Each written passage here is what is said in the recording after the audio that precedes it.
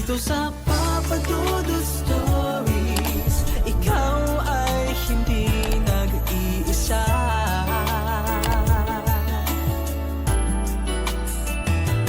Dito sa Papa Dudut Stories, may nagmamahal sa'yo. Papa Dudut Stories, Papa Dudut Papa Dudut. Sa lahat po ng mga nakatutok ngayon, huwag pong kalimutan mag-like, mag-share at mag-subscribe. Maraming salamat po sa inyong lahat.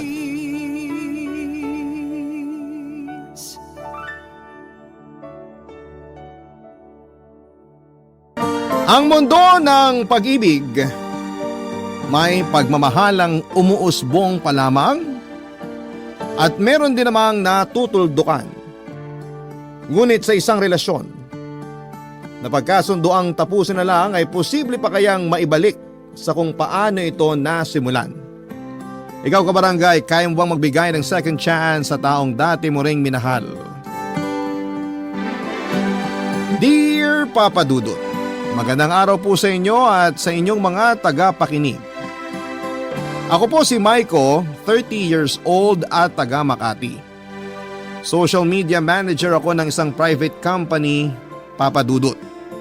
Mula nang magkakatrabaho ako ay bumukod na ako sa mga magulang ko at nag-decide na lamang na mangupahan. Gusto kong simulan yung kwento ko sa naiibang paraan. Sa halip kasi na sa simula ay sa dulo ko ito uumpisahan. Boyfriend ko na po si Jomel for almost 7 years. Magkaedad lamang kami at nagtatrabaho naman siya bilang isang full-time barista. College pa lamang kami noon nang magsimula kaming magligawan. Patuloy na tumatag ang relasyon naming dalawa kahit nakatapos na kami ng pag-aaral. Pareho namang boto ang pamilya namin sa isa't isa. Sabi pa nga nila ay suportado nila kami kung babalakin na naming magpakasal after college at nakahanap na ng trabaho. Hindi ko na nga mabilang kung ilan na yung mga nakapagtanong sa amin kung kailan daw kami ikakasal. Napag-uusapan naman namin yon ni Jomel pero alam namin na pareho kaming hindi pa handa ng time na yon. Yung pinakamalapit na lang sa pagpapakasal na nagawa namin ay ang pagli-live-in naming dalawa. Nagsama kami sa isang apartment at naging masaya na rin naman, Papa Dudut, lalo na't mahal namin ang isa't isa. Habang nagpapatuloy ang pagli-live-in namin, sunod namang naging tanong ay kung kailan kami magkakaanak. Alam naman naming hindi pa rin kami handa sa ganong responsibilidad. Pero gusto naming subukan na maging isang magulang, Papa Dudut. Yun ay para maging handa na kami sakaling dumating na ang pagkakataon na magkakaanak na kami. Pero nang time na yon ay hindi bata ang naisip naming alagaan, kundi isang pusa. Maaring weird yon para sa iba pero marami rin naman talaga na mas piniling maging fur parent muna. Isa sa napaka-cute na ragdoll cat nga ang nabili namin. Puting-puti po ang balahibo niya. Medyo brown yung dulo ng tenga at kulay blue naman ang mga mata. Unang kita ko pa lamang sa pusang yon ay gumana kaagad ang pakiramdam ko kaya hindi na kami nag-alinlangan pa na bilhin yon kahit medyo may kamahalan pa, Papa Dudut. Pinangalanan naming yan ng alaga naming pusa. Sa katunayan ay para na rin kaming may anak dahil alagang-alaga namin yon at sobra-sobrang atensyon pa ang naibibigay namin. Perfect na nga para sa amin ang ganong klase ng setup, Papa Dudut. Pero hindi lang namin inaasahan noon na habang tumatagal ang pagsasama namin ay mas nakilala pa namin ang isa't isa. Saka lang namin napagtanto na marami pala kaming pagkakaiba. Hanggang sa naging dahilan na yon ang madalas naming pagtatalo. At dumating na lamang din yung araw na nagpasya na kaming tapusin na ang relasyon namin na matagal naming inalagaan, Papa Dudut.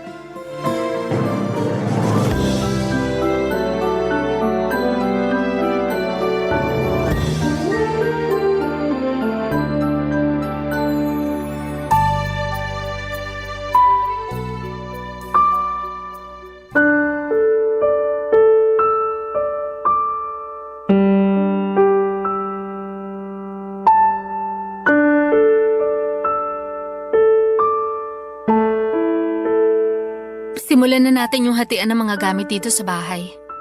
Itong mesa, sa akin na to. Kailangan ko to para sa bagong apartment na nakuha ko. Okay, yung sofa naman yung sa akin. Alam mo namang hilig kong humilata dyan after work. Sige, pero yung throw pillows, sa akin yan ah. Ako nagpagawa niyan sa friend ko. Sure, yung microwave oven sa akin na lang yan. Di ka naman mahilig gumamit niyan. Delikado kasi yan kaya ayoko talaga. Mabubuhay naman ako nang hindi gumagamit ng oven, no? Walang delikado. Praning ka lang masyado. Pag-aaway na naman ba tayo? Tuloy na lang natin tong hatian ng mga gamit para matapos na. Kung sa'yo yung microwave, sa akin na yung TV. Uy, teka. Ako bumili niyan eh. Ikaw yung bumili, pero 30% din yan yung binayaran ko. Baka nakakalimot ka. Loan ko yung ginamit na pambili. At ako rin nagtuloy sa pagbabayad nun. Still, may 30% pa rin akong ambag sa TV na yan. Bumili ka na lang ng bago. Kaya mo naman eh. Mas malaki sahod mo kaysa sa akin, di ba? So hanggang ngayon, issue pa rin na mas malaki sahod ko kaysa sa'yo, ganon? Sabi ko na nga be. Dati yon. Siyempre hindi na ngayon. Bakit pa? Eh hiwalay na rin naman tayo, di ba? Baka ikaw na lang nag-iisip nun. Ba't defensive ka? Ikaw naman nagsimula ah. Akala ko ba maghahatian na lang tayo ng mga gamit? Parang gusto mo pang magsimula ng away eh. Seryoso? Ako pa talaga? Ay, ano pa nga bang bago? Daming satsat. Tuloy na natin. Fine, sa'yo na yung TV. Hindi rin naman ako mahilig manood. Ikaw lang naman nag-e-enjoy dyan. Yan! Ganyan sana para di na tayo magtatalo pa. Yabang. Basta yung aircon sa kwarto, sa akin na rin yun ah. Sure. Paano si Ian yan? Paano nga ba? Eh di naman natin pwedeng hatiin yan. Malamang. Kaya nga pag-uusapan natin ngayon, di ba? Mukhang matatagalan pa to. Pwede bang sa susunod na araw na lang? May meeting pa kasi ako eh. Yan ka na naman eh. Kahit ngayong hiwalay na tayo, hindi mo pa rin talaga magawang magbigay ng oras para sa mga mahalagang bagay. Di naman sa ganun. Nakaschedule na kasi yung meeting ngayon. Alam ka namang di ako umattend dun. Mabilis lang to, huwag ka mag-alala.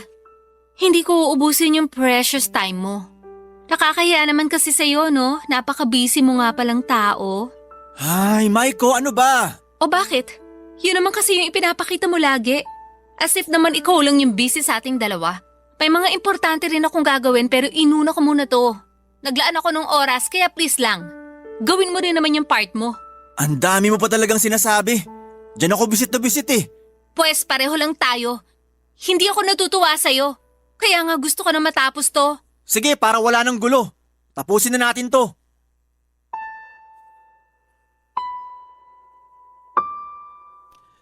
Papadudot, nagkausap na rin naman kami noon ni Jomel tungkol sa for baby namin na si Yanyan. Nagkasundo kami na mula Lunes hanggang Miyerkules sa akin si Yanyan at Huwebes hanggang Sabado naman ay kay Jomel. Sa Linggo ay salitan kaming dalawa depende sa schedule namin sa trabaho. Laking pasasalamat ko na lamang dahil kahit para sa sandaling yun na lamang ay nagkasundo kaming dalawa. Habang nag-uusap kami noon ay hindi ko maiwasang tumitig sa mukha niya at balikan ang mga nakaraan namin. Hindi ko maiwasang alalahanin ang panahon na hindi pa kami napapagitnaan ng kahit na anong pride. At hindi pa namin masyadong pinapansin yung mga pagkukulang at pagkakamali ng bawat isa sa amin. Hindi pa kasi big deal sa amin noon ang mga bagay na yon. Pero syempre, hindi ko naman magawang sabihin yon sa kanya at alam ko at malinaw naman sa akin na tapos na kaming dalawa. Pareho naming gusto ang desisyon na yon at aminado naman ako na wala na rin akong balak na makipagbalikan pa sa kanya. Nasagad na rin kasi ako noon sa sitwasyon namin at hindi ko na alam kung papaano pa siya pakikitunguhan gaya ng dati. Pero siguro naman ay hindi na rin masama na sariwain ulit ang mga alaala naming dalawa. Parte naman yon ng masayang pagsasama namin at yun din ang patunay na meron din namang magandang nangyari sa tagal naming nagsama. Lalo na nga noong panahon na una naming nabili sa pet shop ang for baby namin na si Yanyan.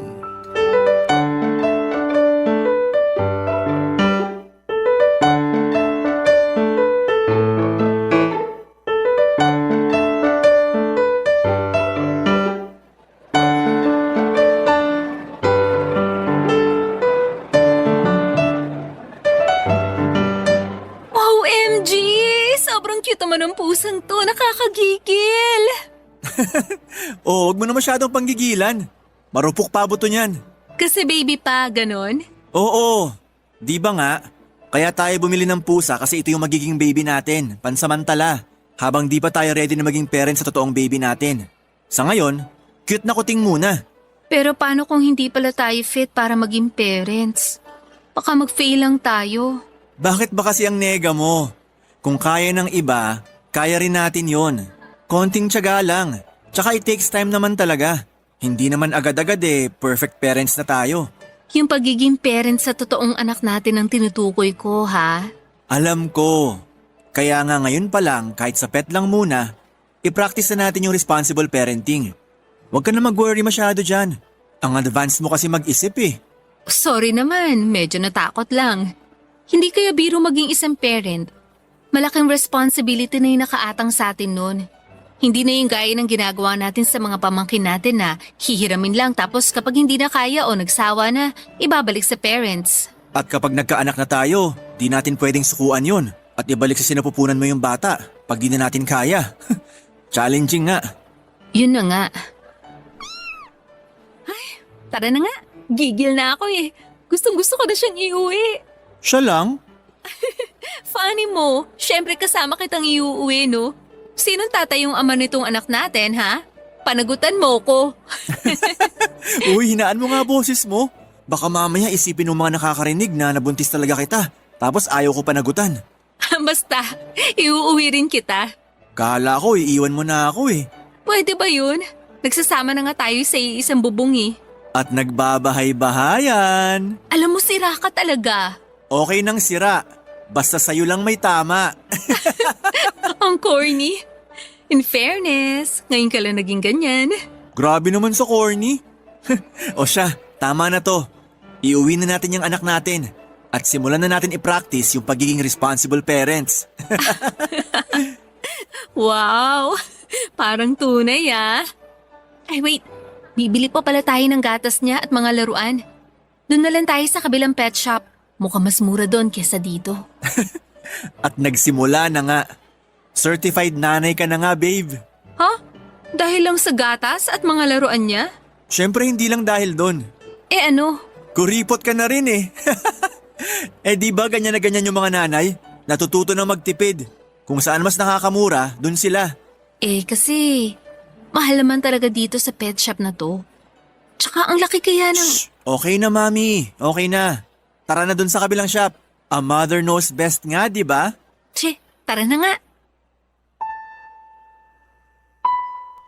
Papa Dudut, yun yung panahon na puno pa kami ng matatamis na ngitian, masasayang tawanan at madamdaming mga pangako sa isa't isa. Yung parang wala pa kaming ibang iniisip dahil maayos naman ang relasyon namin at estado sa buhay. Pero hindi ko akalain na posible rin palang matapos yon. Unti-unti kaming nawala ng gana sa relasyon namin hanggang sa magising na lamang isang araw na hindi na namin gusto ang isa't isa. Pareho na kaming sumuko sa mga dumating na mga problema at sa malaking pagkakaiba namin sa mga bagay-bagay. Doon na nga, Papa Dudut, mas nanaig yung pride at tuluyan ng sinibak yung natitirang pag-asa na meron kaming dalawa ni Jomel. Tanggap na naming pareho yon at wala nang gustong makipagbalikan pa. Ipinagpasalamat na lang namin na natapos ang relasyon namin na hindi kasing gulo tulad ng sa iba.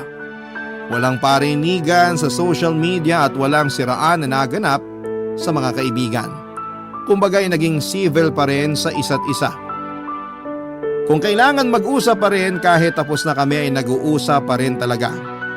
Hindi na namin kailangang i-block ang isa't isa sa Facebook at hindi na rin namin kailangang magpaka-sad girl o sad boy sa isang tabi. Yun kasi yung kagandahan sa pagiging mature naming dalawa. Kinailangan naming i-handle ng mas maayos ang naging breakup namin. Lalo na't nasimulan na rin yung pagiging parent sa fur baby naming si Yanyan.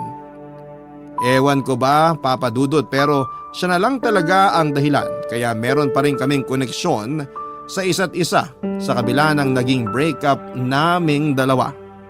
Inisip na lang namin na ginagawa lang namin yon para sa alagang nagbigay rin ng kulay sa nakaraan naming pagsasama noon na naging masaya naman kahit papaano, Papa Dudut. Barangay Love Stories. Barangay Love Stories. Papa Dudut, naging mahirap ang simula ng pagiging for parents o magulang para kay Yanyan. Doon ko lang kasi na-realize na ganun pala ang pakiramdam ng mga mag-aasawang nagkakahiwalay at naghahati-hati lang sa responsibilidad sa mga anak nila. Alam naman naming pusa lamang si Yanyan pero syempre parang anak na ang turing namin sa kanya. Kaya hindi rin namin mapabayaan. Ang daming nagpapayo sa amin na ipamigay na lamang si Yanyan. Naging option na rin namin ang bagay na yun noon at pinag-usapan pero sa huli ay pareho naming hindi kaya na ipamigay na lamang ang alagang napamahal na sa amin ng sobra.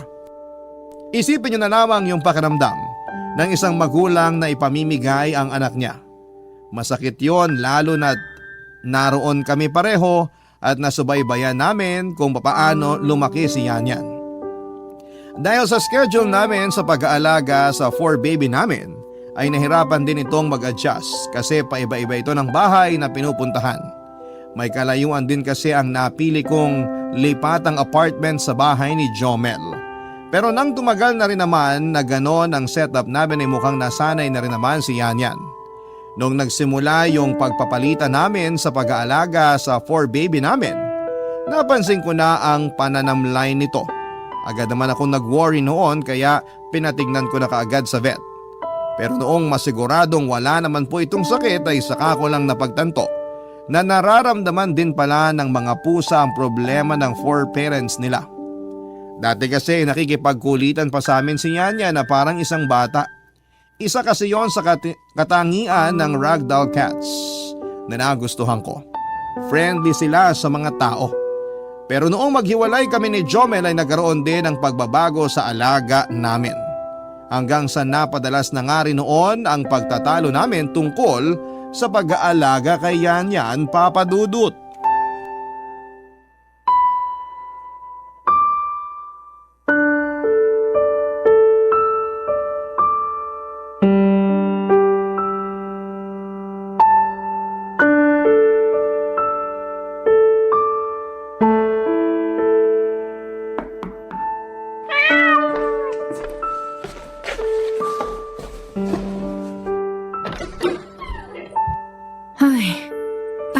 Ka lang.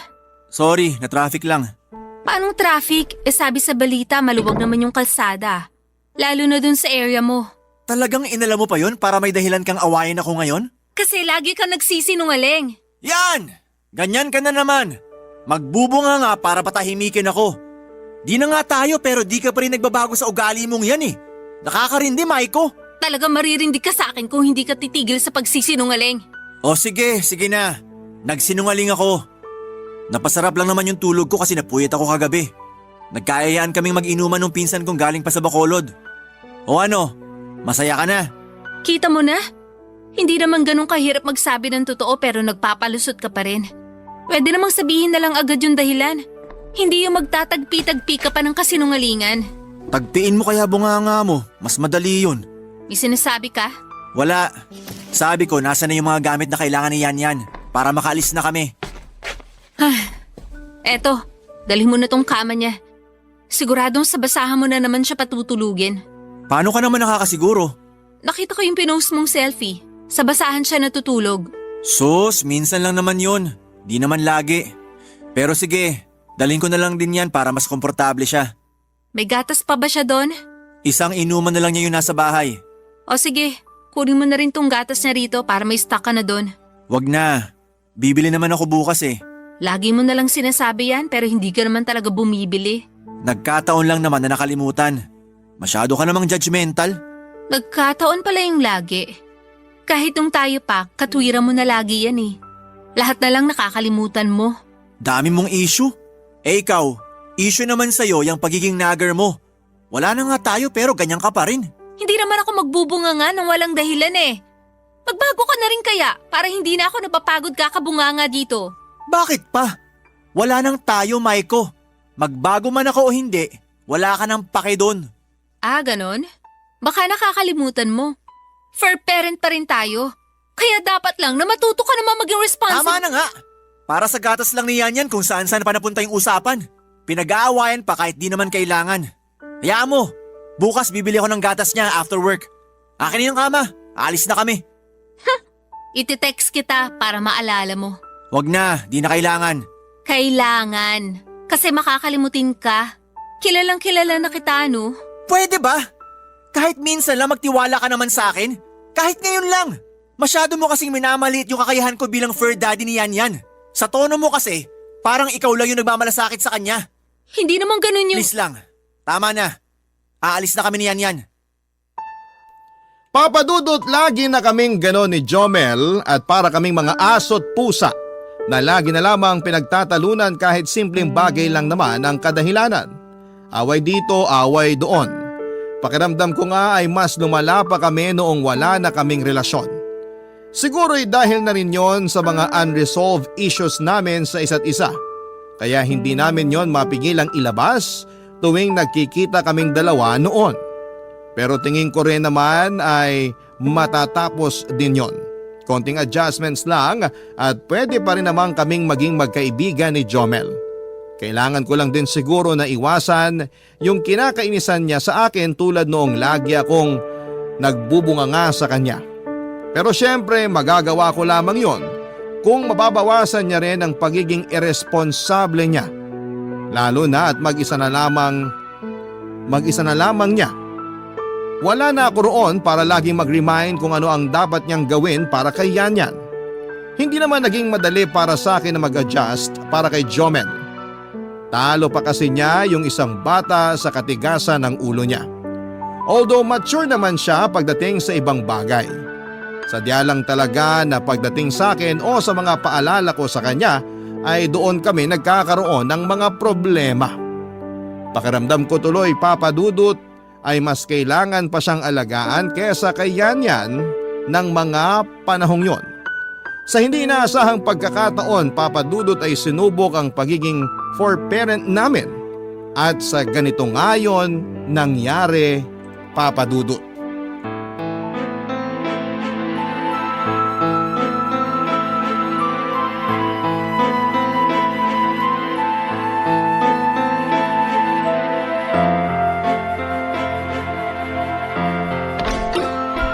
Maiko, ano nangyari? Gabing-gabi na pinapunta mo pa ako rito. Jomel! Si Yan! Bakit? Ano bang nangyari sa kanya? Dali na natin siya sa ospital. Bakit sa ospital? Pusa yan. Baka sa vet. Ano ba? Wala akong oras makipaglokohan sa'yo. Di naman ako nakikipaglokohan sa'yo. Kinorek lang kita. Tsaka, kumalma ka nga.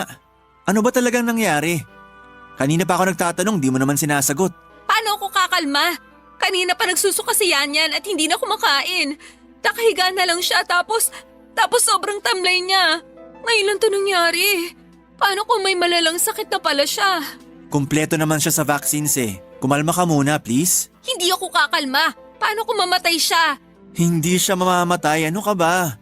Strong kaya tong baby natin. Di ba, baby Yan? Tignan mo hindi siya nagre-respond. Ibig sabihin may mali sa kanya. Baka may nakain lang na kung ano. Ay naku, wala na akong oras sa baka-baka na yan. Buhati mo na siya. At maghanap na tayo ng bukas pang vet clinic. Sandali. Magbubuk lang ako ng sasakyan natin. Ha? Nasaan yung kotse mo? Pinahiram ko muna kina mama. Pumunta silang Tagaytay eh. Ano ba naman yan? Ngayon pa talaga? Kalma lang, ano ba? O ayan, nabook ko na. Tara na. Tara! Teka, kunin muna natin si Yan. Sabi niya kasing kumalma ka muna eh. Tingnan mo, sa sobrang pagpapanik mo, naiwan pati yung ipapavet natin. Unless gusto mo ring ipavet kita. Ano ba? Tumigil ka nga. Hindi ako nakikipagbiruan sa iyo, ha? Pinapatawa lang kita. Masyado ka na kasing stressed eh. Lagi ka na lang ganyan. Kasi tungkol sa baby natin to eh. Alam ko naman. Nag-aalala rin naman ako pero di talaga makakatulong kung magpapanik ka. Kaya please, kalma, okay? Eto na. Kakalma na. Tara na. Wait lang. Si Yan, di ko pa nakukuha. Oo nga pala. Sorry. Yan, ganyan dapat. Ngiti ka na ha? Oh, eto na. Ngingiti na. Kakalma na rin. Good. Kaya ni baby natin to. Oo, kaya to ni Yan. Huwag ka na masyado mag-alala. Di naman natin pababayaan tong fur baby natin. Teka, tagal naman nung binukong sasakyan? Oo nga eh. Sana pala talaga kumuha na rin ako ng sarili kong kotse. Hindi na sana nahihirapan kapag may ganitong emergency. Pwede naman ah. Siguro naman kaya na yun ang ipon mo. Pero dapat, matuto ka muna mag-drive. Mag-driving lessons ka para sigurado. Magagawa ko din lahat yan. Sa ngayon, si Yan muna yung priority ko. Gets naman kita dyan. Iba ka rin talaga magpahalaga sa mga mahal mo, no? Siyempre naman. Lahat ng nagiging mahalaga sa akin, may special part na dito sa puso ko. Drama naman. Ikaw panira ka talaga kahit kailan. Iniinis naman kita para di ka na masyado mag-alala dyan. Ganon? Pero thank you sa pagpapagaan ng loob ko. Sus, wala yon. Papadudot, kaya pala gano'n na lamang ang pagpapanik ko ay dahil hindi nga talaga biro ang kalagayan noon ni Yan. Na-diagnose po ito ng vet na merong FIP o yung Feline Infections Periotonis na isang nakamamatay na sakit ng mga pusa. Mabuti na lamang at nagamot pa siya kahit may kamahalan din ang mga nagastos namin ng panahong yon. Nung una, papadudot, ay sinisisi ko pa si Jomel sa pagpapabayaan niya kay Yan. Alam ko naman sa sarili ko na hindi ako nagkulang sa pag-aalaga sa fur baby namin, kaya posibleng kaya ito nagkasakit ay dahil sa kapabayaan ni Jomel. Sa halip na makipagtalo ay nagsorry na lamang siya sa akin at inamin yung tungkol sa kapabayaan niya. Napinitan na lang daw kasi siya noon na kunin sa akin si Yan tuwing schedule niya ng pag-aalaga kahit sobrang busy niya sa trabaho at iba pang mga bagay. Panay ang sorry niya sa akin matapos ang nangyari, pero nagtaka naman ako kung bakit wala na akong naramdamang galit sa kanya pagkatapos noon.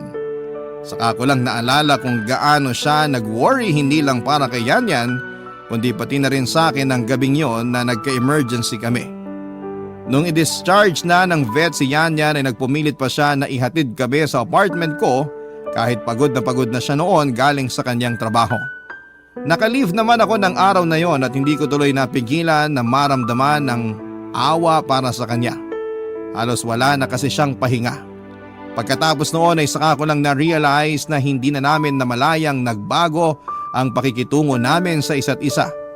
Hindi na kami nagtatalo gaya ng dati.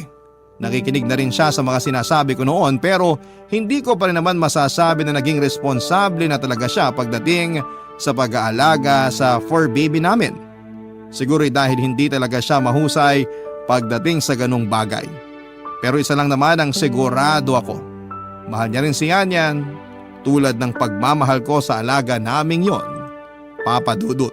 Barangay Love Stories. Barangay Love Stories. Papadudot, isang taon na rin naman ang lumipas at tuluyan na rin kaming nakapag-adjust ni Jomel sa pagiging for-parent kay Yan. Masasabi ko na noon ay gets na namin ang bawat isa, Papadudot.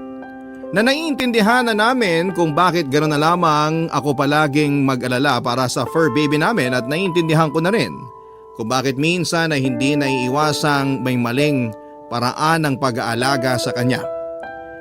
Pakiramdam ko noon, Papadudot, ay para kaming bumalik sa dati. Yung mga panahong okay pa nga kaming dalawa bilang magkarelasyon at nakakatuwa lang na madalas nang mangumusta si Jomel sa akin kahit na hindi na tungkol kay Yan ang mga tinatanong niya. Naisip ko tuloy noon na sana'y magtuloy-tuloy na ang mga ganon. Ang tagal na rin kasi nang lumipas bago kami ulit nagkasundo. Yung huling taon kasi namin bilang magkarelasyon ay sobrang naging toxic na at noong maghiwalay kami, alam na naming hindi na talaga maisasalba pa kung ano man ang relasyon namin dati, Papadudot.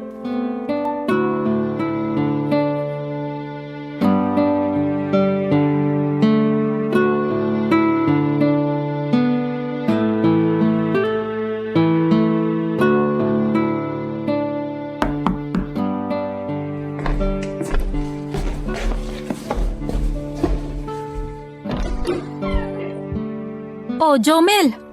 Naligaw ka yata. Bakit nandito ka, ha? Hindi mo pa naman schedule kay Yan ah. Grabe ka naman. Kararating ko lang pero parang pinapaalis mo na ako agad. Eh bakit nga? Eto, pinabibigay ni mama to. Ginawa niyang lasagna. Alam niyang paborito mo yan eh. Oo nga! Buti na alala pa niya. Sus, yun pa ba? Eh mas anak pa nga turing nun sa'yo kaysa sa akin. Kulang na lang pagpalitin tayo nun eh. Kaya ngayon, hindi mo to basta-bastang makukuha. Ha? Eh di ba pinabibigay nga yan sa akin? Oo, pero desisyon ko kung ibibigay ko sa'yo o hindi. Sama ng ugali mo. Alam mo, susumbong kita sa mama mo. Yan, ang galing talaga. Sumbongera porke paborito. Nagsiselos ka ba?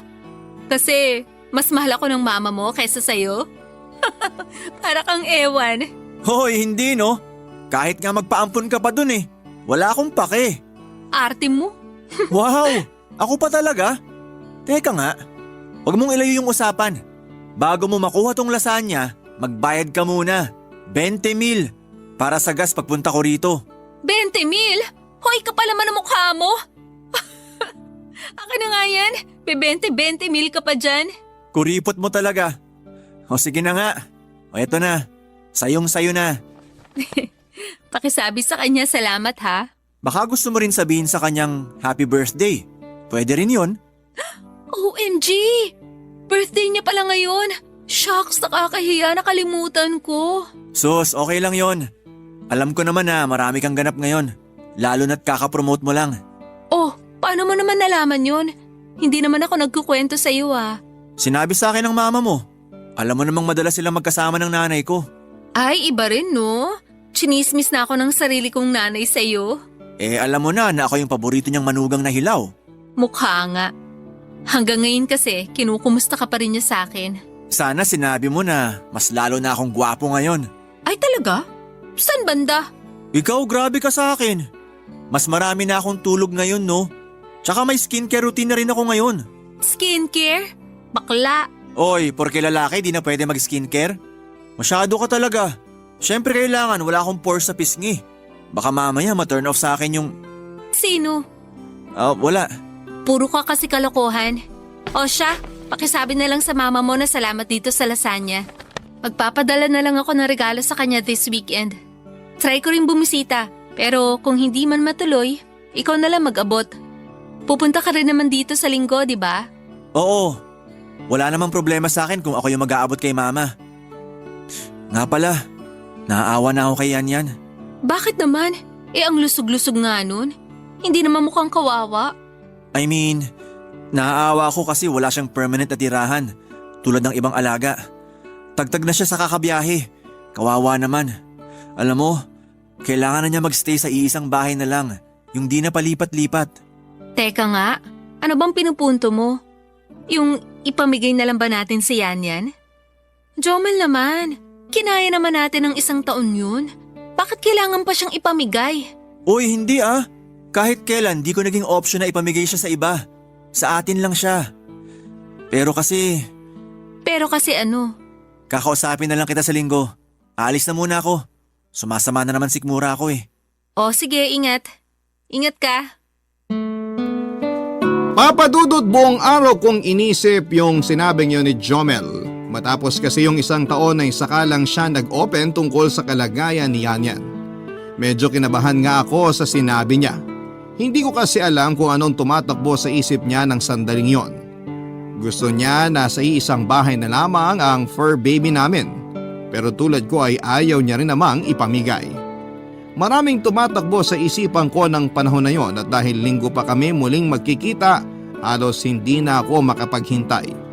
Hindi kasi maganda yung pakiramdam ko sa mga sasabihin niya. Ugali ko pa naman ang mag-overthink kapag binibitin ako sa mga sinasabi sa akin. Yung tipong may intense na eksena sa teleseryeng sinusubaybayan tapos ay biglang bibitinin at aabangan kinabukasan. Ewan ko ba, pero bigla na lamang ako noong nakaramdam ng matinding kalungkutan sa hindi malamang kadahilanan. Sinubukan ko siyang i-text para sabihin sa akin yung gusto niyang sabihin. Pero panay lang ang send niya ng smiley face at pinanindigang sa linggo na lamang kami mag-uusap. Kaya naman wala na rin akong nagawa noon kundi ang maghintay. Kahit na sa bawat oras na lumipas ay hindi ako mapakali habang iniisip kung ano ang plano niya para sa fur baby namin na si Yan Yan Papa Dudut.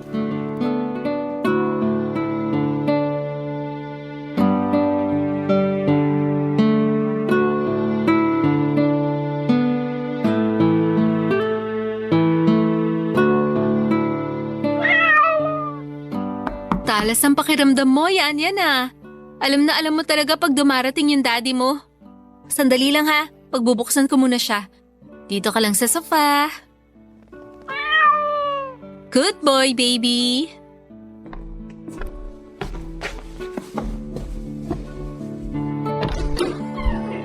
Oh, ang aga mo yata. Pasok ka. Ayaw mong nalilate ako, di ba? Nakakapanibago lang kasi. Gusto mo ba ng coffee, tea, or juice? Water na lang with ice please. Medyo napagod sa traffic eh. Upo ka muna. Sasabihin mo na ba yung gusto mong sabihin? Anong sasabihin? Ikaw talaga? Yung tungkol kay Yan Yan at yung sa iisang bahay na lang siya dapat? Limot mo na agad? Joke lang, ito naman. Siyempre naalala ko. Oh, tubig mo. Thanks. So, ano nga? Well, tulad ng sabi ko sa'yo, kailangan na niya ng iisang bahay lang. Yung di na siya masistress na palipat-lipat siya every week. O tapos? Maiko, gusto ko kasi na, Na ano? Please naman oh. Huwag ka namang bitin dyan. Tagal ko na ngang iniisip kung ano yung sasabihin mo tapos ganyan ka pa. Pabitin. gusto ko sana sa'yo na si Yan Yan. Anong ibig mong sabihin? Gusto ko sa'yo na lang siya para di na siya masistress. Pero wag kang mag-alala. Ako yung gagastos para sa kanya. Lahat-lahat. So, yan pala yung plano mo? Na sa akin na lang iiwan yung responsibilidad kay Yan Yan? Hindi naman sa ganon. Sabi ko nga sa'yo, ako nang gagastos sa lahat ng pangangailangan niya. Wala ka nang gagastusin kahit piso. Talaga ba, Jomel? Pera lang yan. Mas mahirap yung pag-aalaga sa kanya. Pero di ka naman mahihirapang alagaan siya kung mahal mo siya, di ba? Bakit ikaw? Hindi mo ba siya mahal? Kaya ganun na lang kadali sa'yo na ibigay na lang siya sa akin? Kasi alam kong ikaw yung mas maayos mag-alaga kaysa sa akin. Ikaw yung mas may malasakit at nakakaramdam kapag may mali sa kanya. Wala ako nun. Kung problema mo naman yung pag-aalaga, pwede kang kumuha ng yaya at ako na rin yung magbabayad. Teka nga, bakit ka ba nagdesisyon agad ng ganyan? Sana tinanong mo muna ako. Ayoko na kasi makipagtalo. Alam ko rin naman na ayaw mo siyang ipamigay. Napamahal na siya sa atin eh. Yun na nga eh, napamahal na sa atin. Pero bakit ngayon binibigay mo na siya sa akin? Nasaan dun yung sinasabi mong pagmamahal?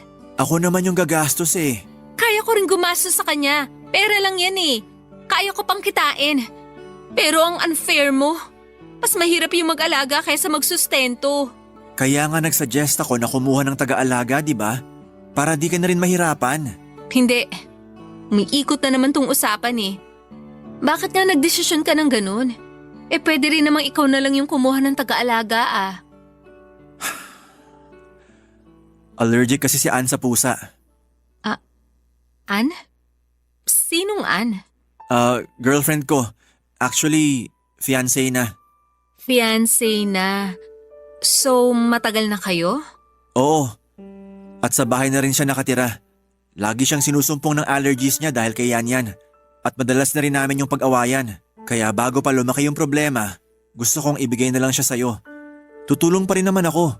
Pero sa pinansyal lang. At dadalaw kapag… Wag na. Hindi mo na ako kailangan pang i-convince. Sige, payag na ako. Thank you. Buti na lang pumayag ka. Kukunin ko na lang yung account number mo para… Hindi na kailangan.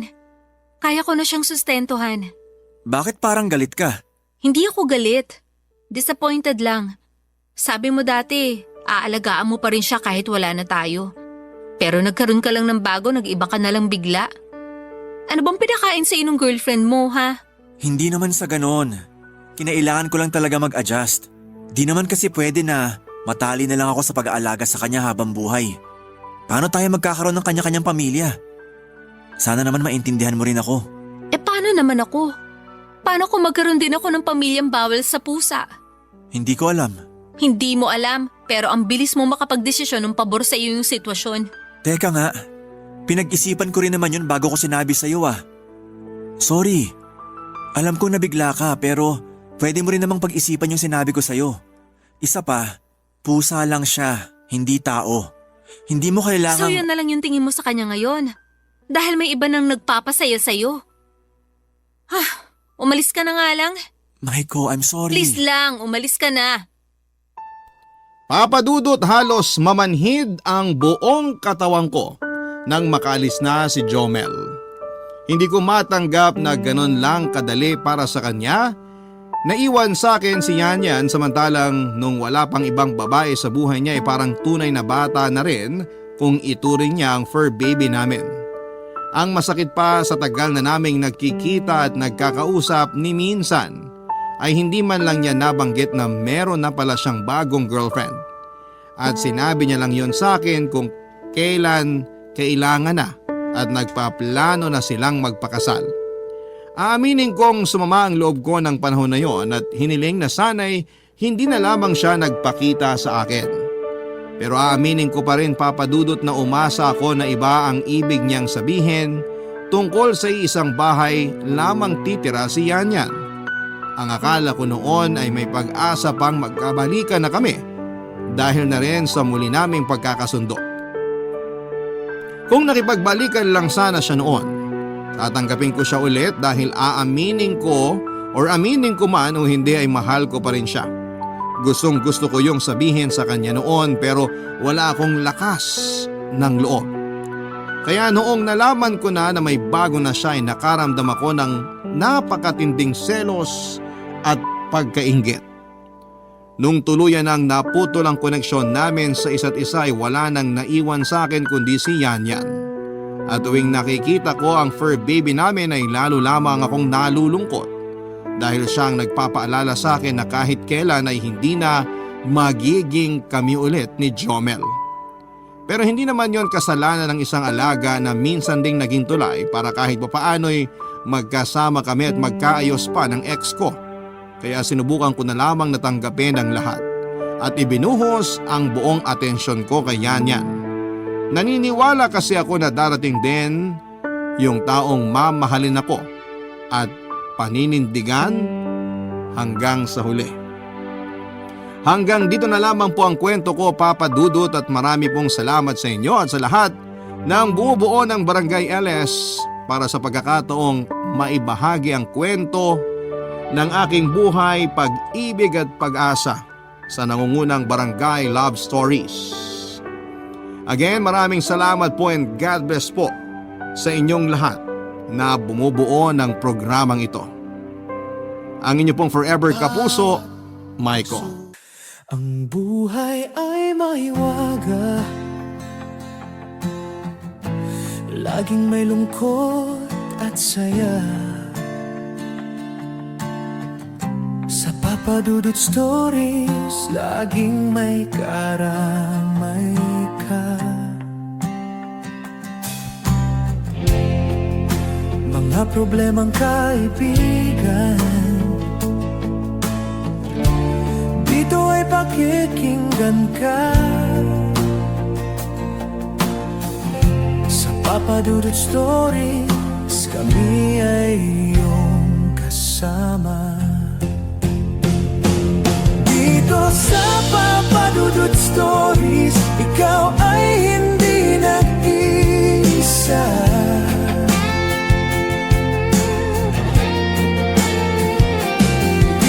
Sa Papa Dudut Stories, may nagmamahal sa'yo.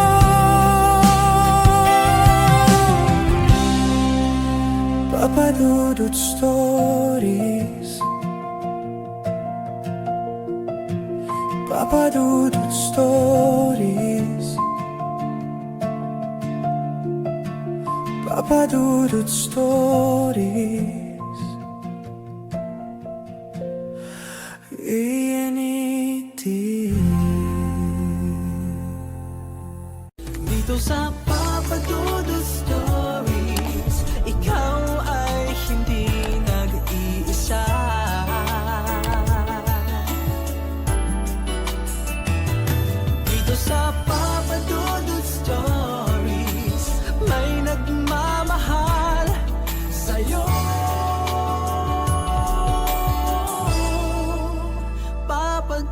Dear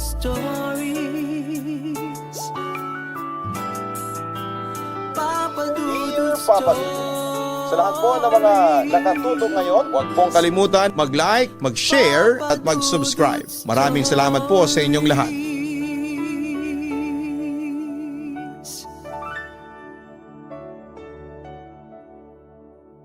Mahirap ibalik ang nawalang respeto sa sarili. Ngunit kung may pamilya kang mapagmahal, hindi ito magiging imposible. Ikaw kabarangay, minsan ka na rin bang nawala ng respeto sa sarili mo dahil sa iyong pagkabigo? Dear Papa Dudut, mapagpalang araw sa iyo Papa Dudut at sa lahat ng mga nakatutok sa iyong programa. Ako po si Karim, ipinangalan ako ng tatay ko sa paborito niyang professional at legendary basketball player. Pangarap kasi ng tatay ko na maging professional basketball player din ako pero hindi ko naman kinahiligan ng sport noong bata pa ako. Papa Dudut, hindi ko na lamang po babanggitin kung taga saan ako para na rin sa privacy ng pamilya ko. 54 years old na po ako ngayon pero yung ikakwento ko sa inyo ay nagsimula noong 30 years old pa lamang ako. Papa Dudut, may asawa na po ako at tawagin na lang natin siya sa pangalang Dalia. 1 taon ang agwat ng edad namin. Nagpakasal kami pagka-graduate ng college at nagkaroon din naman kaagad ng magandang trabaho. Entry level na geodetic engineer ako noon. Malaki rin naman ang sinasahod ko at sumasapat naman yon para sa pamilya ko. Noong nabuntis si Dalia ay saka naman may nangyari sa pamilya namin. Umalis ang tatay ko at basta na lamang iniwan si nanay. Hindi ko alam kung anong dahilan ni tatay sa pag-alis niya. Kaya naman noong magbuntis na si Dalia ay hindi ko maiwasang kabahan, Papa Dudut. Natatakot kasi ako noon na baka matulad din ako sa tatay ko. Naging isang malaking tanong sa isipan ko kung kakayanin ko bang panindigan ang pagiging isang mabuting ama o baka sukuan ko na lang din ang pagiging haligi ng tahanan tulad ng ginawa ng aking ama. Bukod kasi sa pag-aalaga sa asawa kong nagdadalang tao na, ako rin ang nag-alaga sa nanay ko na sobrang naapektuhan sa paghihiwalay nila ng tatay ko. Napilitan na rin kaming lumipat sa bahay ng mga magulang ko para masamahan siya, Papa Dudut. Naging isang anak lang kasi ako kaya walang ibang dadamay kay nanay kundi ako lamang.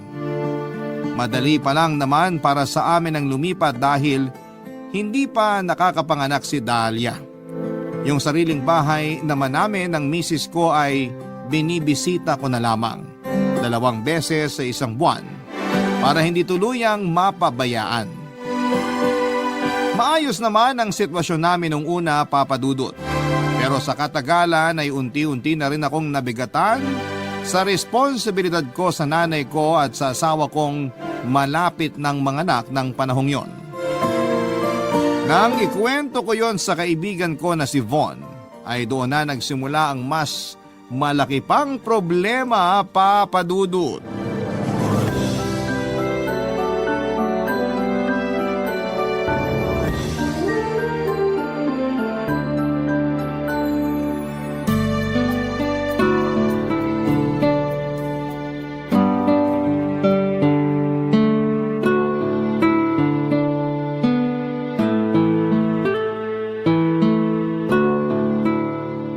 Salamat sa pagpunta, pare. Sus, pwede ko ba naman makalimutan yung birthday mo? Kung sakaling nakalimutan mo, magkalimutan na rin tayo. Uminom na lang tayo. Bukas trabaho na naman. Uy, sa lalim ng buntong hininga mo, parang ayaw mo na magtrabaho. May problema ba? Yun na nga pare. Alam ko naman kung gaano tayo kabisi sa trabaho. Minsan, malalayo pa yung location na sinusurvey nating lupa. Kaya pagod na sa biyahe tuwing uuwi sa bahay. Tapos pagdating ko, aasikasuhin ko pa yung asawa ko at yung nanay ko na nagpapakalunod sa lungkot dahil sa buwisit kong tatay. Pre, magiging tatay ka na rin. Kapag nakapanganak na si Dahlia, madadagdagan pa yung responsibilidad mo kaya dapat handa ka na. Yun na nga iniisip ko eh. Paano kung hindi ko kayanin? Baka matulad lang din ako sa tatay ko. Mangyayari lang yun kapag hinayaan mo. Kahit may pag-aalangan ako, hindi ko tutularan yung ginawa niya pare.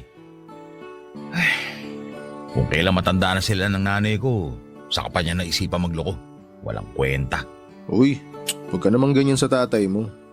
Bago naman nangyari yun, naging mabuting ama rin naman siya sa'yo, di ba? Oo, pero hindi niya pa rin naman napanindigan. Kung nagawa niya ipagpalit yung nanay ko sa ibang babae, nasaan yung pagmamahal niya dun?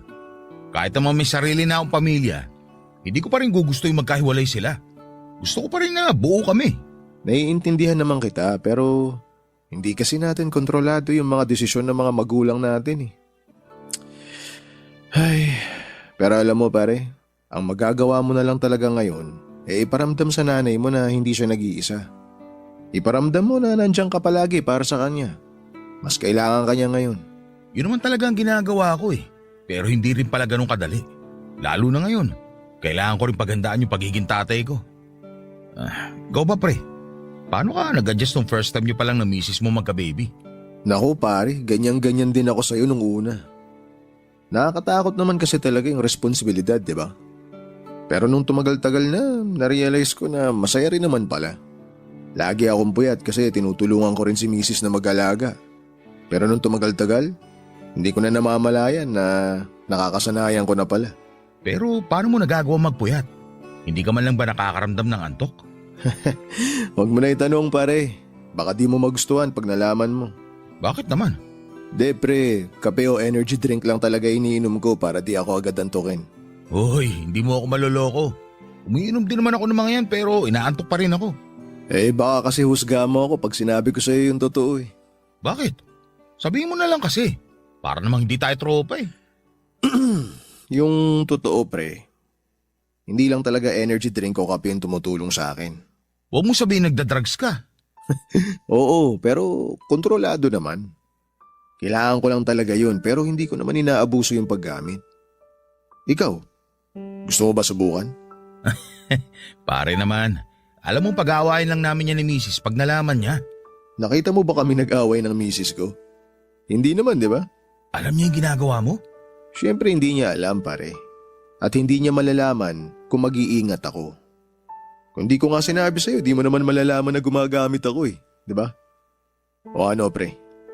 Kung interesado ka, sabihin mo lang sa akin. Natatakot ako pare. Baka mayari tayo dyan, mahirap na. Sabi ko nga sa'yo, hindi naman natin naaabusuhin eh. Wala namang makakaalam nito. Nakakahiya man pero gusto ko sanang subukan. Basta, di tayo sasabit ha.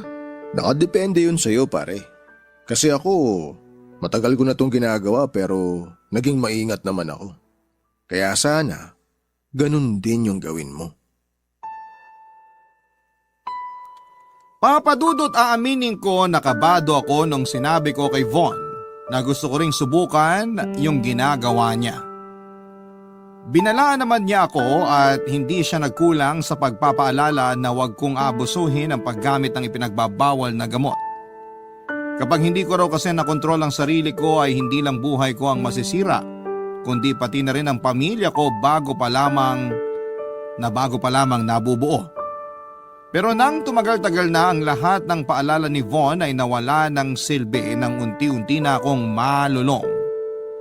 Ang tanging mahalaga na lamang sa akin noon ay kung paano ko matatakasan yung pagod at hirap na nararanasan ko sa pang-araw-araw. Ayoko nang mag-isip ng problema pero sa kabilang banda ay hindi pa rin naman ako nagkulang sa responsibilidad ko sa pamilya ko. Muli akong binalaan ni Von at sinabi niya na kung makakasama lang yon sa akin ay itigil ko na ang paggamit. Pero parang naging bingi na ako sa mga sinasabi niya ng panahong yon. Yung isang beses ay nasundan pa ng nasundan hanggang sa tumanggi na si Von na pagbigyan ako. Hindi raw kasi kakayanin ng konsensya niya kung mapapahamak ako ng dahil sa impluwensya ng ipinagbabawal na gamot. Sa kabila ng pagtanggi ng kaibigan ko ay hindi pa rin ako sumuko noon na pagbigyan niya ulit ako. Araw-araw akong pumupunta sa bahay niya kahit na naroon ang misis niya. Nagalit sa akin si Von dahil sa pagiging agresibo ko. Hindi niya nagustuhan na ako pa mismo ang nagpupunta sa bahay niya para makakuha ng supply na kailangan ko. Hindi naman sumusobra ang ibinibigay niya. Hindi rin ako nagtitira at nagtatabi noon sa bahay namin sa takot ko na makita yon ng asawa ko. Hanggang sa dumating muli yung pagkakataon na tumanggi na si Von Papadudut.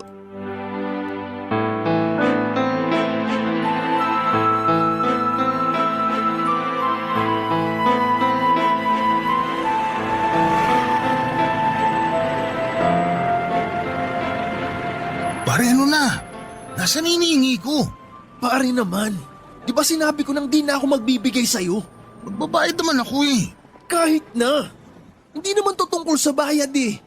Yung problema dito ay yung pagpunta-punta mo sa bahay ko. Hindi mo ba naisip na ipapahamak mo ako sa misis ko? Pasensya ka na pare. Hindi ko naman gustong nag-aaway kayo eh.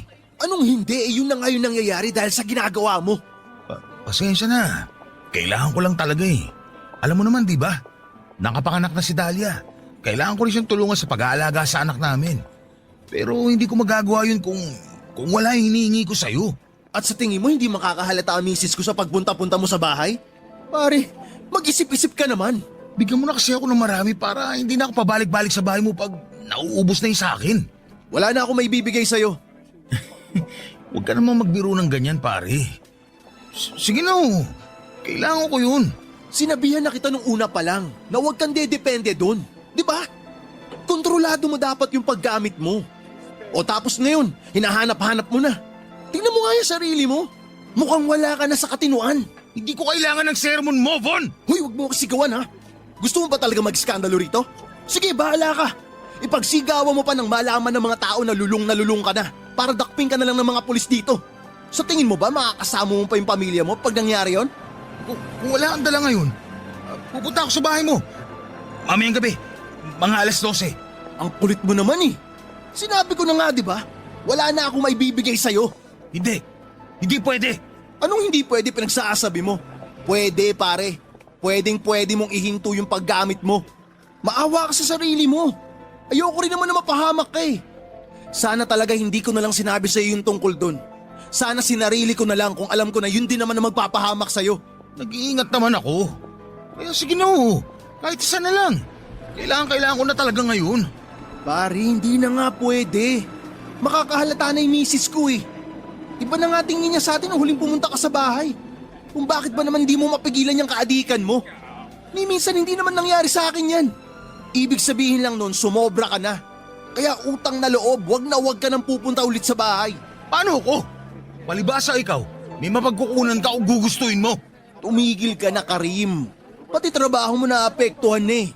May iba na nakakapansin sa pagbabago ng kilos mo. Pati ang pamumula ng mga mata mo. Hindi na uubra yung pasuot-suot mo ng shades tuwing lumalabas ka.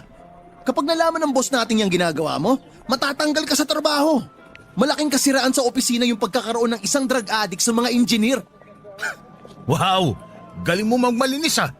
Gusto mo bang sabihin ko sa kanila na ikaw yung nagsusupply sa akin? Sira ulo ko talaga eh, no? Sira na ko sira pero kailangan ko ng supply ngayon.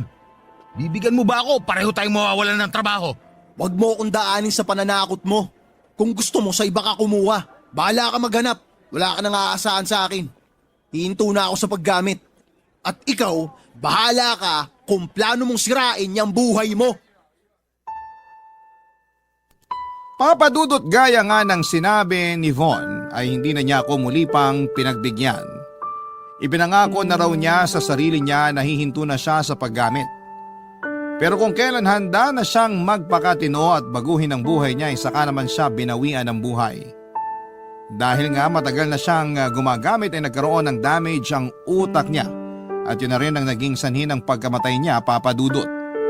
Nalungkot ako sa pagkawala ni Von. Hindi ko kasi akalaing mangyayari sa kanya yon. At bago pa siya mawala ay nagkaroon pa kami ng samaan ng loob dahil sa pagkalulong ko sa ipinagbabawal na gamot. Dahil sa mga nangyari kahit mahirap ay pinilit ko ang sarili ko na huminto na rin sa paggamit.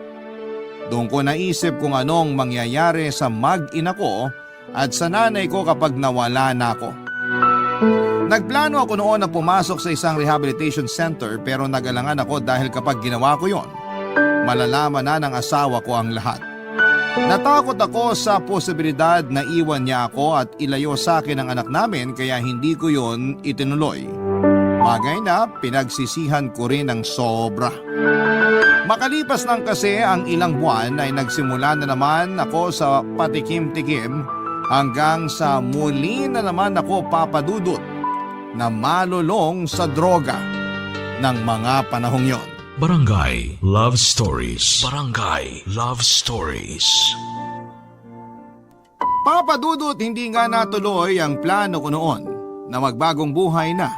Parang napakahirap kasi sa akin na layuan ang tukso nang makakakilala ako ng mga taong sa tingin ko ay masasandalan ko ng panahong yon. Sa pagtatanong-tanong ko sa mga bar na napuntahan ko ay muli akong nakakuha ng supplier. Sa pagkakataong yun ay parang mas naging malaya ako sa paggamit dahil hindi nila ako tinitipid. Basta tamang halagang ibinabayad ko ay wala kaming nagiging problema. Gaya nga ng dati, naging maingat pa rin po ako.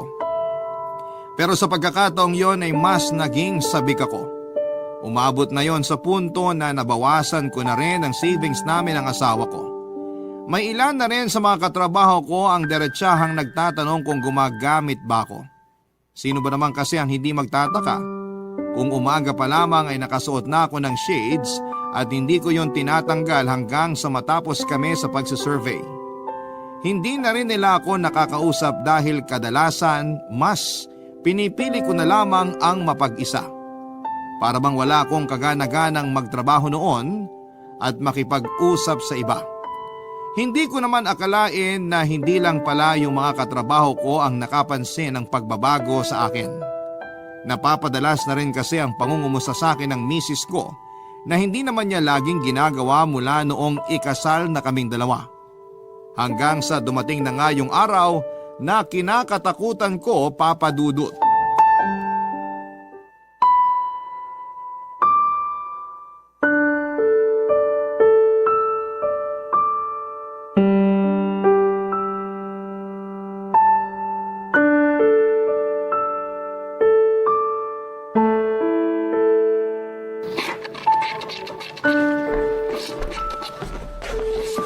Oh, mahal. Gabing-gabi na. Bakit naglalaba ka pa? Pwede namang ipagpabukas na lang yan. Katatapos ko lang magkape. Ano? Hindi naman kita inaalok ng kape. Ang sabi ko, bakit naglalaba ka pa ng ganitong oras? Ha? Para wala ka nang gagawin bukas. Mauna ka na matulog. Hayaan mo na lang ako rito. Tsaka, maglilinis pa ako ng banyo mamaya. Kung gusto mo, magsaing na rin ako para sa almusal natin bukas. Wala ka bang balak matulog? O baka naman hindi ka na talaga natutulog? Matutulog din ako mamaya. Kaya sige na, bumalik ka na ron. Hindi kasi ako komportable na may nanonood sa akin habang naglalaba ako. Hindi. Sabay tayong matutulog ngayon, Karim. Itigil mo na nga yan. May bukas pa para dyan. Ang kulit mo naman eh. Matulog ka na. Kaya ko na to. Ako nang bahala sa lahat. Tinutulungan ka na nga sa mga gawain dito pero parang mali pa rin sa'yo. Walang mali sa pagtulong mo sa akin sa mga gawain dito. Malaking bagay nga yan eh. Yun naman pala eh. Pero parang hindi ka na normal. Paano di normal? Yan! Yung mga kinikilos mo! Nakakapanibago! Alam mo, ikaw yung hindi normal eh. Ikaw na nga yung may asawang matino, maalaga at masipag magtrabaho pero parang hindi ka pa rin masaya. Alam mong hindi yun yung pinupunto ko. Tapatin mo nga ako. May nagawa kang kasalanan ano? Kasalanan? Ano naman magiging kasalanan ko sa'yo? Nag-withdraw kasi ako kanina ng panggastos dito sa bahay. Binawasan ko yung savings natin. Pero napansin ko na parang ang laki na nung nabawas. May pinagkakagastusan ka ba? Wala.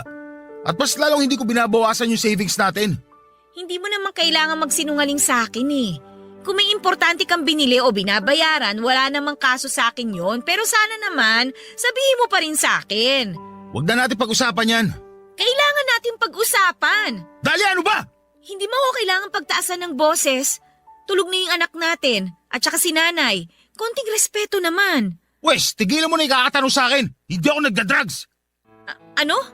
Anong sinabi mo? Matulog ka na. Matulog ka na. Sabi ko kasi sa'yo, matulog ka na. Hindi ka na ikinig. Hindi. Sa'yo na mismo nang galing eh. Hindi naman kita tinatanong kung nagda-drugs ka. At hindi mo yung masasabi kung hindi ka gumagamit. Karim naman! Sabihin mo na sa akin yung totoo. Nakikita mo ba yung itsura mo? Kahit itanggi mo yun sa akin ngayon, mahirap ng paniwalaan. Mahal, magpapaliwanag ako. Alam mo, matagal na ako nagdududa sa'yo eh. Pero ginagampanan mo naman yung pagiging padre de pamilya mo, kaya pinipilit kong burahin yun sa isipan ko. Kasi akala ko, kailangan mo lang talaga yun. Pero nung nakita ko kung gaano nakalaki yung nabawas sa savings natin, dun ko na naisip na hindi na to tama. Kailan ka titigil, ha? Kapag walang-wala na tayo? Mahal naman. Huwag mo ako matawag-tawag na mahal. Kasi kung mahal mo ko at yung anak natin, hindi mo kami ilalagay sa alanganin dahil dyan sa kaadikan mo. Please, mahal. Umalis ka na rito. Kung hindi ka aalis, iiwan ka namin ng anak mo at sisiguraduhin ko na hindi mo na kami makikita kahit kailan. Papa Dudut, alam ko naman na imposible talagang mailihim ko kay Dahlia ang ginagawa ko. Natakot ako na iwanan ang asawa at anak ko kaya kahit mahirap para sa akin ay muli akong huminto sa paggamit. Pero kahit ginawa ko na yon, ay huli na rin pala ang lahat dahil natanggal ako sa trabaho matapos magpositibo sa drug test. Dahil sa kondisyon ko noon ay nahirapan na akong makapagtrabaho. Doon ko napagtanto kung gaano kalaki ang nawala sa akin, Papa Dudut. Iniwan ako ng asawa ko, umuwi sila sa probinsya sa mga magulang niya at gustuhin ko man silang puntahan noon ay hindi ko magawa dahil wala akong mukhang mayaharap sa mga biyanan ko. Isa pa'y wala na rin akong matinong trabaho at sarili ko na lamang ang kayang tustusan ng maliit na halagang kinikita ko mula sa kung ano-anong racket. Hindi ako kinukonsinti ng nanay ko at sinusuportahan pa niya ang desisyon ni Dahlia na hiwalayan ako at pinalayas na rin ako sa bahay niya. Mabuti na lamang at may sarili na kaming bahay ng misis ko na naipundar bago kami lumipat sa bahay ng nanay ko. Malaki ang naitulong noon sa akin kasi hindi ko na kailangang mangupahan pa. Akala ko ay magsisilbing aral na sa buhay ko ang mga nangyari sa akin, pero makalipas lamang ng ilang buwan ay muli na naman akong napalapit sa tukso. Mag-isa lang kasi ako sa bahay at halos lamunin na rin ako ng matinding kalungkutan. Kaya para matakasan yon ay gumamit muli ako. Pero sa pagkakataong yon ay hindi ko na talaga nakontrol ang paggamit at naospital ako matapos mag-collapse. Mabuti na lamang at hindi ako natiis ng nanay ko ng panahon na yon. Ginawa niya ng paraan ang lahat ng gastusin sa ospital. Sa sobrang hiya ko noon sa kanya ay halos hindi ko siya matitigan sa mga mata niya. Kaya pagkalabas ko ng ospital ay ako na mismo ang voluntaryong pumasok sa isang rehabilitation center. Laking tuwa ko noon dahil nang unti-unti ako makarecover ay binisita ako ng asawa ko, Papa Dudut.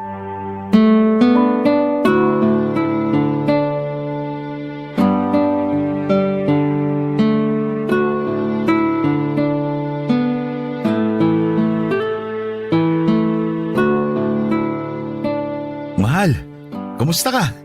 Yung anak natin, nasan siya? Iniwan ko muna sa nanay mo. Tsaka ayos lang naman ako. Ikaw ba, kumusta ka dito?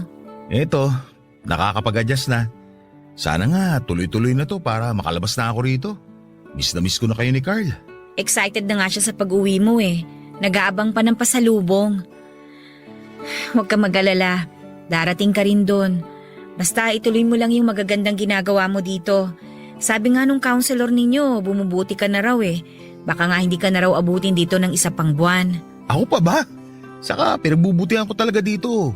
Para magkaroon na ulit ng pogi sa bahay. Ikaw talaga, nagawa mo pa magbiro. Mas okay nga yun eh. Kesa naman magpakalunod ulit ako sa matinding lungkot. Hindi naman kailangan mangyari yun eh. Basta magpagaling ka lang at paglabas mo, naghihintay lang kami ni Carl.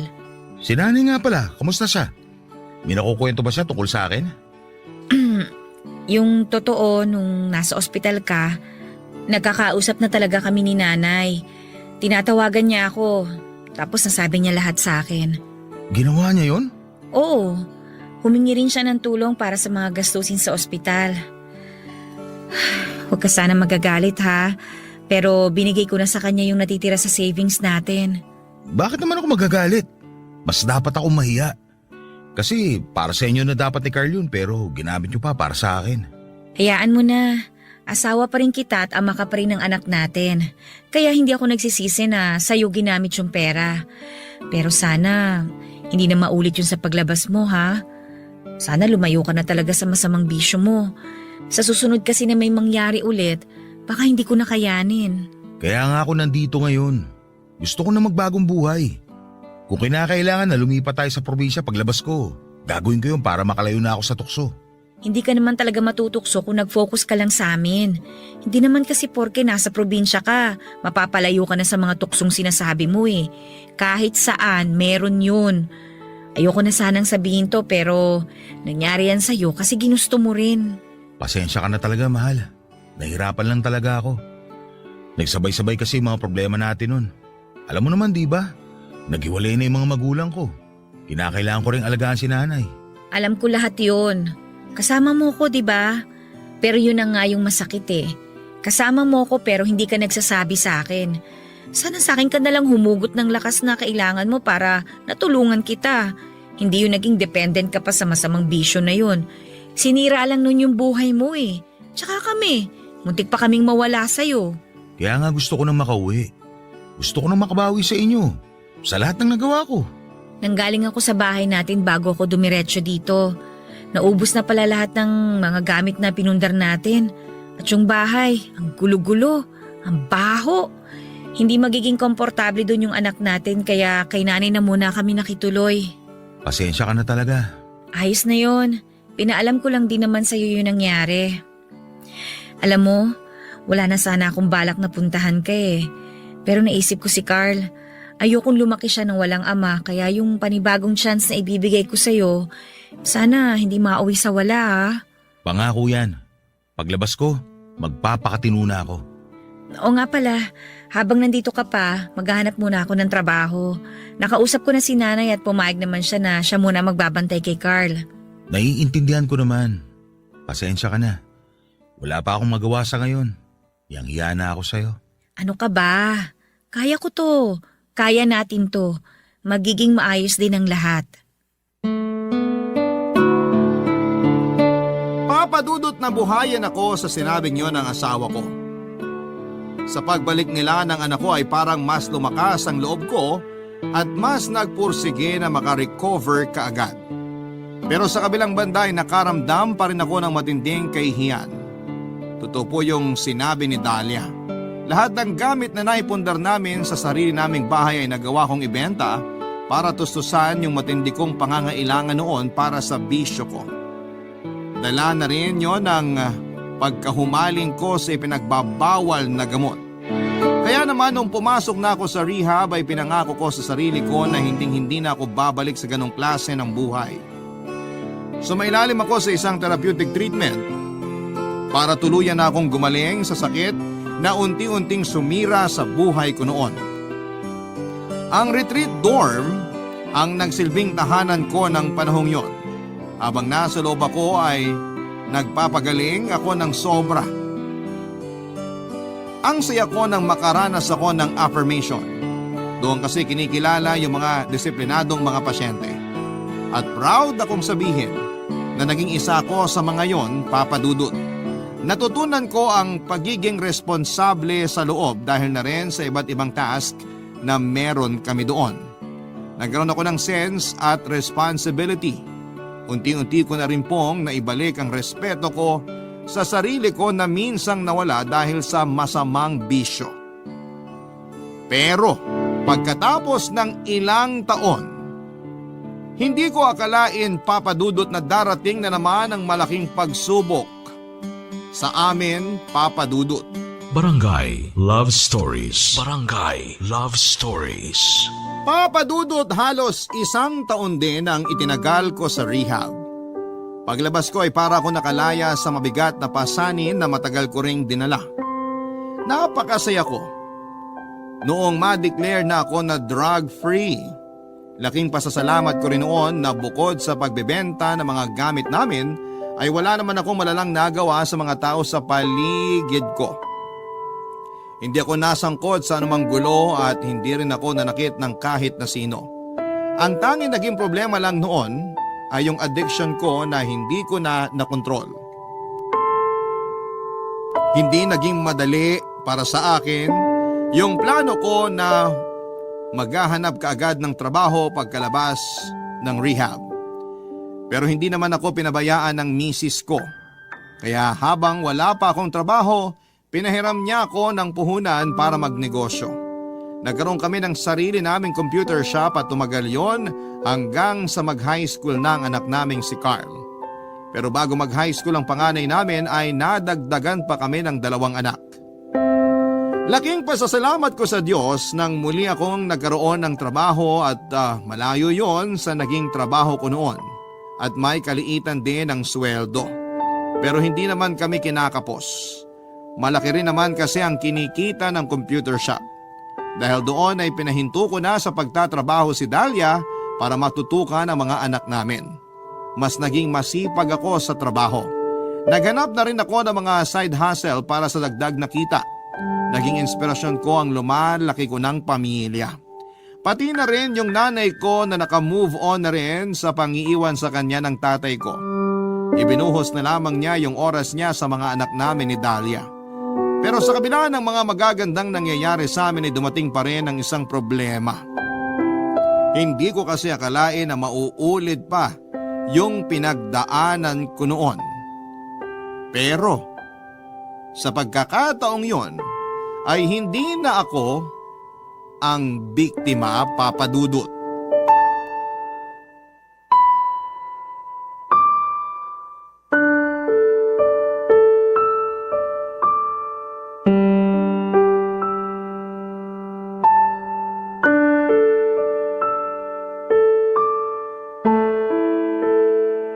Mahal, wala ka ba napapansin kay Carl? Napapansin na ano? Sa mga ikinikilos siya nito mga nakarang araw. Tapos lagi pa siyang late umuwi. Kamusta ba grades niya? Puwapa sa ba? Ano ba namang klaseng tanong yan, mahal? Pinagdududahan mo ba yung kakayahan ng anak natin sa school? Masipag mag-aral si Carl. Kaya wala tayong dapat na ipag-alala. May tiwala ako sa kanya. Nakita mo ba yung grades niya? Pumapasok pa ba siya o baka naman hindi na? Sandali nga. Bakit ganyan ka kung magsalita? Sa tono mo parang sinasabi mo nang nagpapabaya ako sa mga anak natin ah. Ikaw yung madalas nilang nakakasama. Buong araw nasa trabaho ko. Alam mo naman yun, hindi ba? Oo, alam ko yun. Pero hindi naman ako nagpapabaya sa mga bata gaya ng iniisip mo. Talaga? Alam mo ba kung bakit ganito na lang yung reaksyon ko? Hindi. Ay kung hindi mo sasabihin sa akin, hindi talaga kita maiintindihan. Yung nangyari sa akin noon. Nakikita ko kay Carl ngayon. Ano? Totoo yung sinasabi ko. Yung madalas sa pag-uwi ni Carl ng 10 oras ng gabi, yung pagkabalisa niya, lahat yun. Naranasan ko rin nung gumagamit pa ako, Dahlia. Sigurado ka ba? Anong gagawin natin? Kakausapin ko siya. Ako nang bahala kay Carl. Kasalanan ko naman yun eh. Kung hindi ko yung ginawa noon, hindi niya maiisipang gumamit ngayon. Hindi mo naman kailangang isisi sa sarili mo yung nangyari sa kanya. Kundi sa akin, kanino? Sa akin, may pagkukulang din ako dito. Aminin ko, nakakainis isipin na sa lahat ng ginagawa ko, nagkulang pa rin ako sa pagiging ina sa mga anak natin. Pero hindi naman yung mangyayari kung mas natutukan ko lang si Carl eh. Sorry ha, hindi ko alam eh. Mas mabuti pa, wag na lang tayo magsisihan. Alam naman natin kung ano kailangan natin gawin. Hindi masusolusyonan yung problema natin kung magtatalo lang tayo. Anong plano mo? Ipapasok ko siya sa rehab pagkatapos namin mag-usap. May tutulong ba ako? Mahal, nagawa mo na yung parte mo. Ako na to. Ako nang bahala kay Carl. Pinagdaanan ko na yung pinagdaraanan niya ngayon. Kaya alam ko kung paano siya pipigilan. Kung kinakailangan ko siya patigilin sa pag-aaral, gagawin ko. Pero sayang naman kung… Mahal, please. Ipagkatiwala mo na to sa akin. ano pa nga bang magagawa ko? Sa tingin mo ba hindi ko kaya? Hindi naman sa ganun. Baka lang kasi matenga ng matagal sa pag-aaral si Carl. Konting panahon na lang sana gagraduate na siya. Sa tingin mo ba makakapasa siya? Hindi siya pumapasok sa eskwela, mahal. Bago ko pa to sabihin sa'yo, Nakausap ko na yung advisor niya. Kaya nga kinumusta ko sa iyo yung Grace niya kasi akala ko may alam ka na.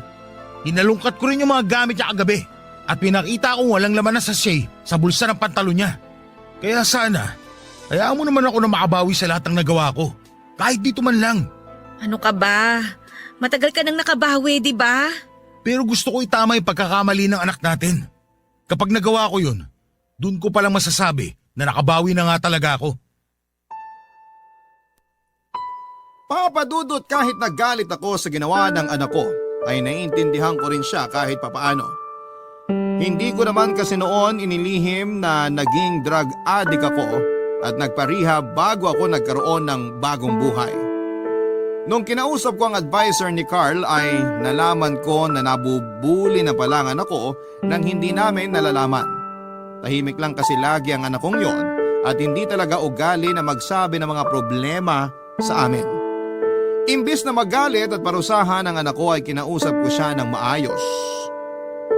Alam ko na hindi niya kailangan ng masasakit na salita. Hindi niya kailangan ng sermon para ipamukha sa kanya ang mga maling nagawa niya noon. Alam na niya yon sa sarili niya.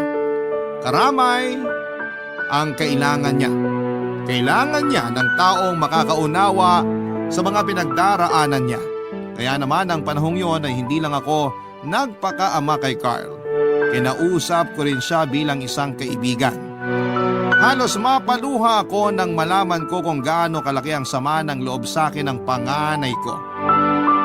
Parang dinurog ang puso ko nang malaman na pilit niya akong ipinagtatanggol sa mga kaklase niya pero hindi naman daw siya nilulubayan ng mga ito. At una nga niya naisipang gumamit ng pinagbabawal na gamot para makalimutan ang mga iniisip niya. Gusto raw niyang matakasan ang realidad. Kaya naman hindi na ako nagdalawang isip pa na ipasok siya sa parehong rehabilitation center kung saan ako tuluyang gumaling, Papa Dudut.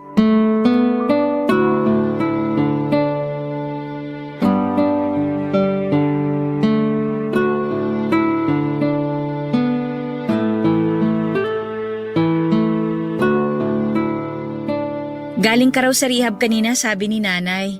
Kumusta si Carl? Ayos naman siya. Namimiss na raw kayo. Nag-request na sana daw. Pagbalik ko dun kasama ka na. Ikaw naman kasi, hindi ka nagsabi na pupunta ka pala doon. E di sana nakita ko rin siya. Hayaan mo. Sa susunod, isasama na kita. Gusto nga rin sana makita ni Carl yung mga kapatid niya pero sabi niya, saka na lang daw pag matino na talaga siya. Kawawa naman yung anak natin. Sana ayos lang talaga siya dun sa loob. Mahal, dun din ako galing noon. Kaya alam ko na nasa maayos na kalagayan na siya. Alam mo, pagbalik niya rito, marunong na siya maglaba at maghugas ng plato. Talaga? Ibig sabihin ginawa mo rin yun noon? Aba, syempre. Kung alam mo lang kung gaano kami kadisiplinado ron, magiging proud ka talaga sa anak natin. Proud naman ako sa kanya eh. Tsaka sa'yo rin. Salamat, mahal. Kahit hindi naging madali yung laban ko noon sa rehab, iniisip ko lang na makakasama ko na kayo pag naging drug-free na ako. Nakakainip sa loob. Ilang beses ko rin inisip na lumabas na lang at hindi na ituloy yung pagpapagamot ko. Pero baka wala nang pagkakataong naghihintay sa akin kapag nagkamali ako ulit. Nung dumalaw ka, doon talaga ako nabuhayan eh. Nakita ko naman sa'yo yung kagustuhan mong ayusin yung buhay mo. Kaya sino ba naman ako para ipagkait yung isa pang pagkakataon sa'yo? Binago ko ng karanasan kong yun. At kapag nakarecover na si Carl, gagawin ko lahat para talikuran niya na yung pagdodroga. Ang sakit lang isipin na hindi lang yung anak natin yung biktima ng masamang bisyo. Akala nila, solusyon sa problema yung sandali nilang pagkawala sa realidad ng buhay. Sa totoo lang, pag nasa sitwasyon ka na, hindi mo talaga maiisip yan eh. Tingnan mo ako, naging dependent sa drugs noon at muntik ko pa yung ikamatay. Ang mahalaga, tapos ka na doon. Nalampasan mo na lahat yun. Bagong buhay na to para sa'yo. Para sa atin. Sobrang layo mo na sa pinagdaanan mo noon. Pero hindi ko pa rin maiwasang isipin na nabigo ko sa parting hindi ko naisip na posible rin yung mangyari sa anak natin. Ay nako, tama na nga tong kadramahan natin. Ang mabuti pa, simulan mo na yung paglalaba. Kasi 2 basket na yung marurumi nating damit. Ano? Teka, bakit ako yung maglalaba? Oh, huwag ka na magreklamo. Mamayang gabi, ikaw pa nakatoka sa paghuhugas ng mga plato. Pambihira. Binabawian mo talaga ako ah. Kilos na! Sana pala, hindi ko na lang sinabi sa'yo na ginagawa namin yun sa loob. Ah, ganon. Doon ka lang pala masipag, ha? Gusto mo bang bumalik doon sa... Eto na, maglalaban na. Ba't parang masama ang loob mo? Mahal, hindi masaya maglaba. Kahit gawin ko pa yun ng bukal sa kalooban ko, hindi talaga masaya yun. Ipagluluto naman kita, kaya sige na. Ay, mas madali pa magluto kaysa maglaban ng... Nagreklamo ka? Hindi ah. Tatanong ko pa nga sana kung may iba ka pa papagawa eh. Gusto mo pa? Actually, marami pa naman. Mahal naman. Di ka na mabiro. Papadudod, sa tulong ng asawa ko ay mas naging magaan na ang sitwasyon namin. Natuto kami magtiwala sa isa't isa. Tungkol naman sa anak naming si Carl, kumpara sa akin ay mas mabilis ang naging recovery niya. Hindi nga nagtagal ay na-declare na rin siya na drug-free. Isa yon sa mga pinakamasayang araw sa buhay ko. Ako ang sumundo sa kanya at nang makabalik siya sa amin ay hindi na namin muli pang pinag-usapan ang tungkol sa pagkalulong niya. Sa ngayon, Papadudod, ay nakapagtapos na ng pag-aaral ang anak ko at isa ng ganap na geodetic engineer. Nabiguman ako sa propesyong nasimulan ko, siya naman ang nagpatuloy noon, Papadudod. Nagpaplano na rin siya na magkaroon ng sariling pamilya. Tungkol naman sa tatay ko ay hindi na ito muli pang nagparamdam sa amin, tuluyan na talaga kaming kinalimutan. Pero kahit na ganoon yung nangyari, nakikita ko naman na masaya na ang nanay ko at tanggap na rin niya ang mga nangyari. Papadudod, kung nawalan man ang pag-asa na magkasama ulit kami ng tatay ko ay masasabi ko naman na hindi ko binugo ang panganay ko. At kahit madilim yung pinagdaanan naming magama nang minsan kaming maligaw ng landas, marami pa ring magagandang pangyayari na pinili namin na magbagong buhay. Yung pagmamahal ng isang pamilya ang nagsilbi naming lunas. Doon ko nga napagtanto na kaya naman palang solusyonan ang problema na hindi tinatakasan. Kailangan lang pala ng sapat na tapang para harapin ang mga problema na may katatagan. Hanggang dito na lamang po ang kwento ko. Sakaling mapili po ninyo ay sobra ko po itong ipagpapasalamat. Maraming salamat po, Papadudot, at sa lahat ng bumubuo ng Barangay Love Stories. Mabuhay po kayo and God bless sa inyong programa. Ang inyong forever kapuso at ka-barangay, Karim. Ang buhay ay maiwaga, laging may lungkot at saya. Sa Papadudot Stories, laging may karamay ka. Mga problemang kaibigan, dito ay pakikinggan ka. Sa Papadudot Stories, kami ay iyong kasama. Dito sa Papadudot Stories, ikaw ay hindi nag-iisa.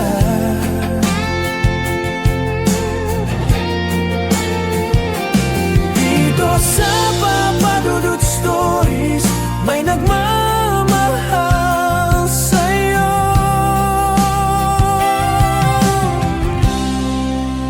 Papadudot Stories, Papadudot Stories, Papadudot Stories.